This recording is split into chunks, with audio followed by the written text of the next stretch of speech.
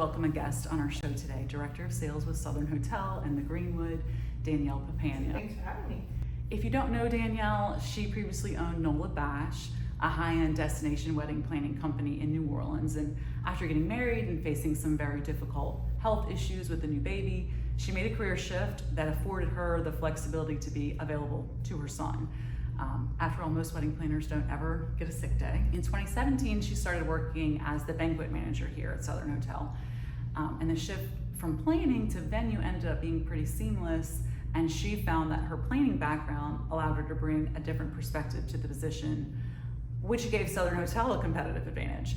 So she was promoted to Director of Sales in 2019 and has worked with countless clients, both corporate and social. In 2024, Southern Hotel, if you didn't know, opened a new event venue, the Greenwood. So now they have two unique spaces for events that Danielle is over.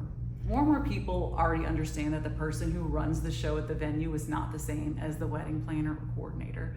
Danielle, how would you describe your role with a wedding client? My role as the sales contact for the Southern Hotel and the Greenwood would be to first secure the venue space and the needed hotel rooms. From there, our client gets assigned a room block coordinator, and I remain the contact for food and beverage, your space layout, and your event staffing needs. I'll give our couples the preferred vendors list, as well as give advice on things like flow and what works well in the space, since we see it every weekend. But it's really up to the couples and their planner to coordinate the details. Expecting your venue coordinator to plan your wedding is a lot like expecting your real estate agent to handle home renovations for you. So realtors go in a lot of homes, they know what sells, they know what looks good, and they know the builders and the contractors that do a good job. But unless you paid them to be your general contractor, they aren't gonna handle your home reno. You expect to hire a different person to renovate your home other than the realtor that helped you buy it.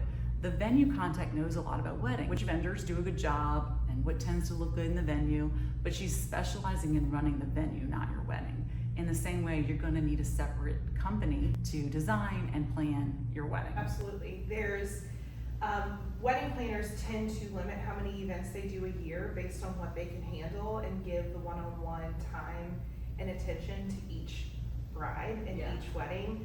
Venues, I mean, we do a range of events, not just weddings. We do corporate groups, we do fundraisers, birthday parties, anniversary parties. We do over 400 events a year. And so I just don't have the time to give the individualized. Sure. While we want it to feel custom, and we do customize our events in so many different levels, it's very different than a planner who's going to give you the one-on-one down to the type of paper you use for your invitations and the logistics of timing for transportation and photo schedules.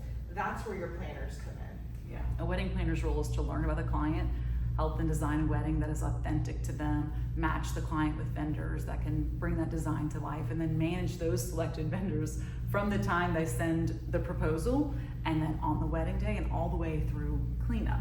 Many venues include in their contracts that a client must have a wedding planner or a coordinator, or at least a responsible non-guest person who's gonna act like the liaison on the wedding day. What do y'all require at Southern Hotel and the Greenwood? We have a clause that strongly recommends a wedding planner. I'm working on ways to require it, but we haven't officially rolled that out just yet. I do like to remind people that the venue coordinator works for the venue. A wedding planner will work for the couple. They'll only take a number of clients that they or their team can physically be at each year. A venue is different. It would be impossible for me to be at every event and attend them or pop into each one that we produce between the two properties.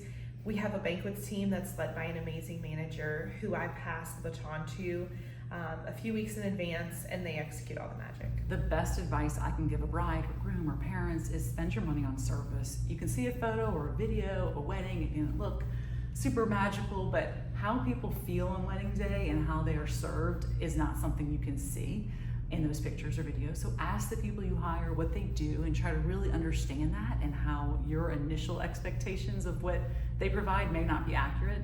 A good wedding professional will give you reasonable expectations. In fact, like if a wedding pro is saying or promising to handle the jobs of a lot of different vendors, they probably are just really hungry or trying hard to make a sale, but it probably also means that they're not really experienced and not very aware of how much they can realistically provide for you on your wedding day. Danielle, the clients almost always select their venue or their planner first, When you meet with a brand new potential client, what are the most important things that you want them to know early in the planning process? The best advice I would give is to create a budget, make a guest list, and identify your splurge items. Book what I refer to as your heavy hitting vendors first. Those are the vendors who can't book 2 weddings in one day, like your wedding planners, your photographers, your videographers, bands. If you don't start with a planner from day one, you really need to be careful with how you're booking those fixed cost vendors in the beginning. So many people get really excited and they book the first people who respond, and then they gridlock their budget in the first month, which leads to them having no wiggle room when it comes to the design and splurge items. And you get upset when it comes to the fun things like flowers and linens and things like that. This is supposed to be a really happy time in your life. So many people lose the experience to tension and stress because they've surrounded themselves with the cheapest option of vendor, but not necessarily the best fit for them. As a former designer and planner, you have a unique insight into both worlds, and I think you operate a little differently because of that. When you have a client with a planner or a designer, how early do you want them to reach out to you? I want people to reach out to me as soon as they're booked. There's so many different levels of planning and coordination that start at different times through the process, but at least knowing that there's a planner or designer on board will allow me to send floor plans and BEOs, contracts, all of those things, so that they have everything they need the time their contract begins. Especially if they're designing, they need the floor plan and they'll have thoughts on the floor plan. I also like to invite the planner and designers to site visits and tastings, even if it's outside of the contracted time. I like them to come, and if it helps them and they want to be there, at the tastings we go through a ton of logistics and final details. So a lot of times it's just nice to have them at the table to get all of that. They may also give some insights into other elements that affect things on my end of things. I like having all the players involved early to save time from having to retroactively go back and readjust and update things later. That's kind of where things fall through the cracks. What about if they have hired a coordinator or someone who's not planning the wedding, but instead coming in to manage the wedding plans about a month or so out? When do you want to know that your client has hired that person? I still like to know someone has been contracted. Our contract reads that our menus and our times, including load-in, need to be finalized 30 days in advance. So we do see times when coordinators come in for final logistics in the month of leading up to it, and they catch things that require time shifts or logistical changes. Of course, we're going to do what we can to pivot where we can, but it does disrupt the workflow and process when we have in place on the venue side of things. And that leaves the door open for things to be missed. I recommend that you understand the contracts and the deadlines from all of your vendors. So if you hire a coordinator for final logistics, you start their contract in enough time for them to actually be able to help pull those final logistics together. Given your unique perspective and the success that you've had in this role, what recommendations do you have for new venues or venues that are revamping their processes when it comes to relationships between a venue and a planner or a venue and a coordinator? Planner relationships are our biggest asset. When I was in the planning world, so many venues refused to work with planners. I never understood that. My job was literally to make their life easier. Now that I'm on the venue side, I do understand that not all planners are created equal. However, the good ones are worth their weight in gold. Find them, make them your tribe, and lean on each other. The relationships with planners saved our 2020 COVID year, as our parish didn't have as tight of restrictions. The approach that we are all on the same team and we are all in this together allowed the hotel to stay afloat, as well as our creative business partners. We hosted some really incredible weddings for couples that were going through a really stressful time. When we got together a few months ago over lunch, we both recognized that some of the best weddings we were involved with happened when the venue and the planner both understood and valued each other's roles. But wow, when the clients understand those two separate but cooperative roles is really unique for those couples. They maximize their investment where their wedding has all the physical elements they want.